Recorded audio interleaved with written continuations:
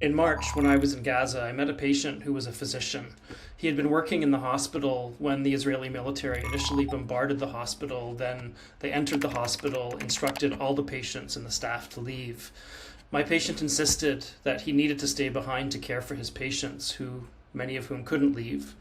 He was then told to strip naked at gunpoint, then held at gunpoint for hours and in fact for 2 entire days.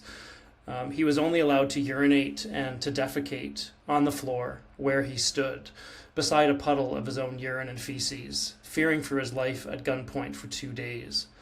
He wasn't allowed to access his medications, including his own insulin, to treat his diabetes. Eventually, the Israeli military instructed him to care for his patients, who remained there, some of them, but they didn't allow him to dress before they did this, and they laughed because all of his patients were children. I saw him because he developed a terrible heel ulcer from standing at gunpoint for days, then migrating south to Rafah.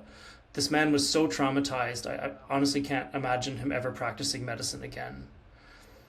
I am an eyewitness, Gaza. Israel is committing genocide, while our leaders remain impotent to act in any meaningful way. We demand an immediate lifting of the blockade of humanitarian aid, an immediate 2-way arms embargo, compliance with the decisions of the International Court of Justice. This must be immediate. The children of Gaza depend on it. Justin Trudeau, Melanie Joly, your inaction is complicity in genocide.